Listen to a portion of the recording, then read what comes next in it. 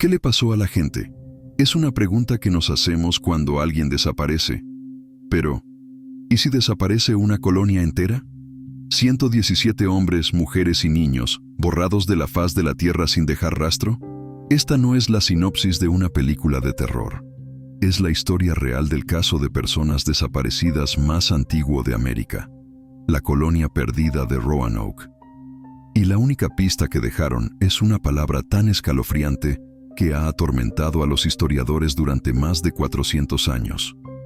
Prepárense, porque vamos a sumergirnos en uno de los misterios más profundos y desconcertantes de la historia.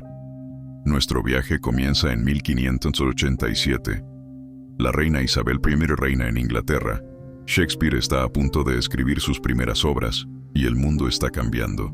En este clima de exploración y ambición, un grupo de 117 colonos ingleses se embarca en una aventura que cambiará sus vidas para siempre. Su destino, el nuevo mundo. Su sueño, construir una nueva vida, un nuevo hogar, en la isla de Roanoke, en la costa de lo que hoy es Carolina del Norte. Este no era el primer intento. Una expedición militar previa había fracasado estrepitosamente, dejando una tensa relación con las tribus nativas locales. Pero este nuevo grupo era diferente. No eran solo soldados, eran familias, hombres, mujeres y niños buscando un futuro. Entre ellos, un hombre llamado John White, el gobernador de la nueva colonia. Lo acompañaban su hija embarazada, Eleanor, y su yerno, Ananias Dare. Poco después de su llegada, el 18 de agosto de 1587, Eleanor dio a luz a una niña. La llamaron Virginia Dare. Fue un momento de inmensa alegría y simbolismo. Virginia Dare fue la primera niña inglesa nacida en las Américas. Un símbolo de esperanza, el primer brote de una nueva sociedad en una tierra extraña y salvaje. Pero la esperanza es frágil. Los colonos llegaron demasiado tarde en la temporada para plantar y cosechar sus propios alimentos. Los suministros que trajeron de Inglaterra empezaron a escasear peligrosamente rápido. La relación con algunas tribus nativas, ya dañada por la expedición anterior, era hostil. Necesitaban ayuda, y la necesitaban urgentemente. La decisión fue unánime. Alguien debía regresar a Inglaterra para conseguir más provisiones, más herramientas y más gente. Todos los ojos se volvieron hacia el gobernador, John White. Él no quería irse. Acababa de nacer su nieta Virginia. Su familia estaba allí, pero era el único con la influencia y la experiencia necesarias para organizar una misión de rescate. Con el corazón encogido, aceptó. Prometió solemnemente que volvería lo más rápido posible, en unos pocos meses. Nadie podía imaginar que esa promesa sería imposible de cumplir. John White zarpó de Roanoke a finales de agosto de 1587. Al llegar a Inglaterra, encontró a su país en pie de guerra.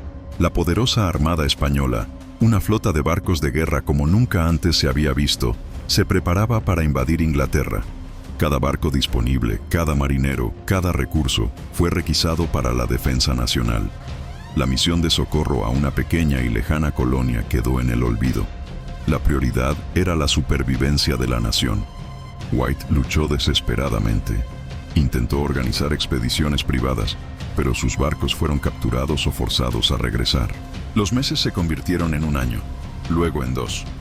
La guerra se prolongó, y mientras John White estaba atrapado en Inglaterra, impotente, a miles de kilómetros de distancia, en la aislada isla de Roanoke, 117 almas esperaban.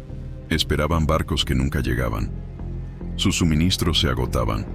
El invierno se acercaba. ¿Qué hicieron? ¿Cómo sobrevivieron? ¿O no lo hicieron? No fue hasta 1590, 3 largos y agónicos años después de su partida, que John White finalmente pudo asegurar un pasaje de vuelta. Imaginen su ansiedad, su mezcla de miedo y esperanza mientras el barco se acercaba a la costa de Carolina del Norte. 3 años. ¿Qué encontraría? ¿Estaría su hija Eleanor esperándolo? ¿Podría conocer por fin a su nieta Virginia, que ya tendría 3 años?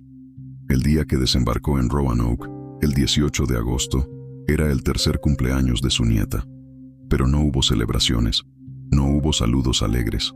Lo que encontró fue un silencio sepulcral. La colonia, el bullicioso asentamiento que había dejado atrás, se había desvanecido. Simplemente no estaba allí. Pero esto no era una escena de destrucción. No había indicios de una batalla o un ataque. Las casas y fortificaciones no habían sido quemadas ni derribadas violentamente. Habían sido cuidadosamente desmanteladas.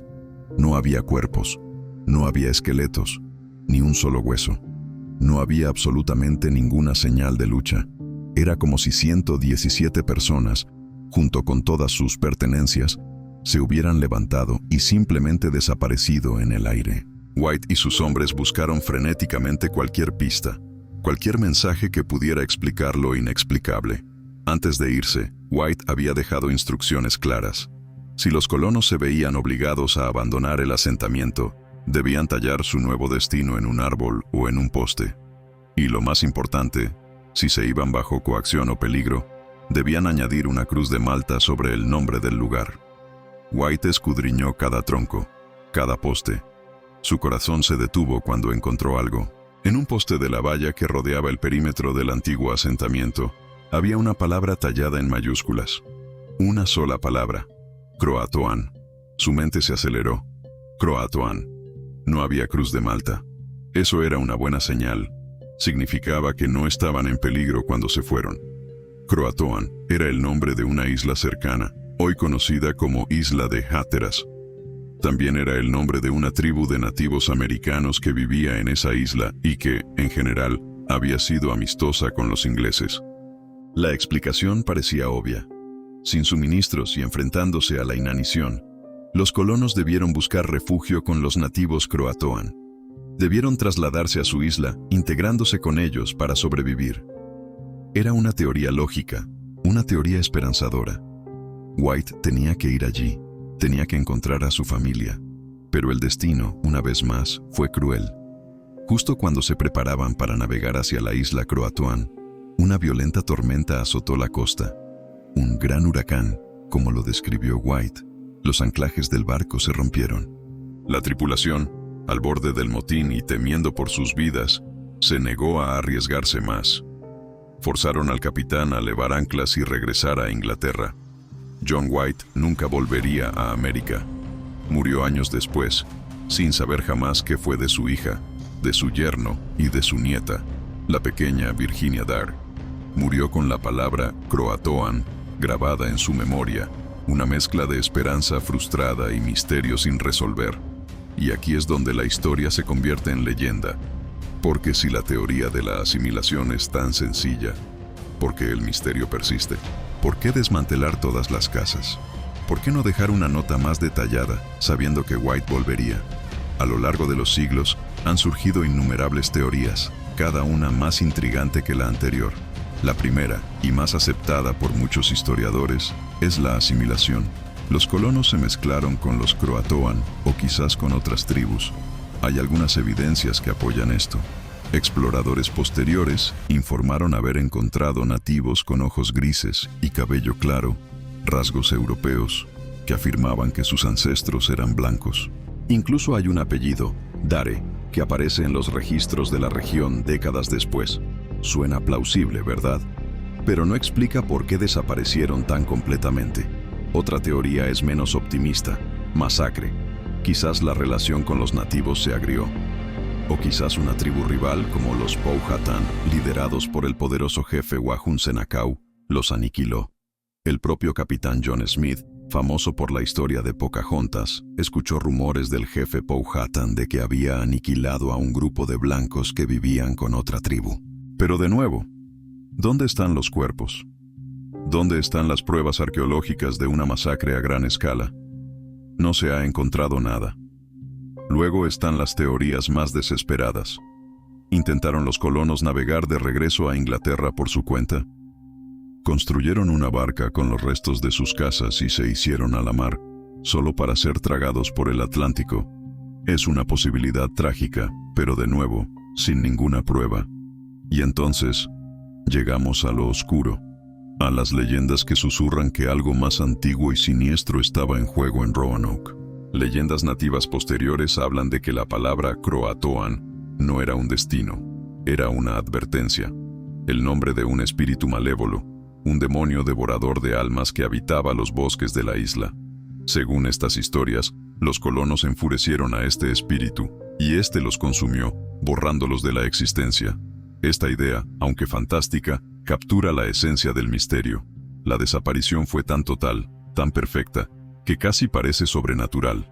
Es como si un velo se hubiera corrido sobre la historia, dejando solo esa palabra solitaria y ambigua. En los últimos años, la arqueología moderna ha intentado arrojar nueva luz. Se han encontrado fragmentos de cerámica inglesa en antiguos asentamientos nativos tierra adentro, lo que sugiere que algunos colonos podrían haberse dividido en grupos más pequeños y haberse mudado lejos de la costa. Pero estos hallazgos son fragmentarios y no resuelven el enigma central de lo que les sucedió a los 117. El misterio de la colonia perdida de Roanoke es mucho más que un simple enigma histórico. Es una historia sobre la fragilidad de la vida, la colisión de culturas y el poder aterrador de lo desconocido. 117 personas, incluyendo la pequeña Virginia Dare, entraron en la historia y luego salieron de ella, dejando solo un eco. Una palabra tallada en un poste. Croatoan. ¿Fue un destino? ¿Una advertencia? ¿O la clave de un misterio que nunca se resolverá? Tal vez nunca lo sepamos. Y quizás esa es la parte más escalofriante de todas. Gracias por acompañarme en este viaje a las profundidades de la historia. Si te fascinan los misterios sin resolver como a mí, asegúrate de suscribirte y activar las notificaciones, porque hay muchos más enigmas esperando ser explorados.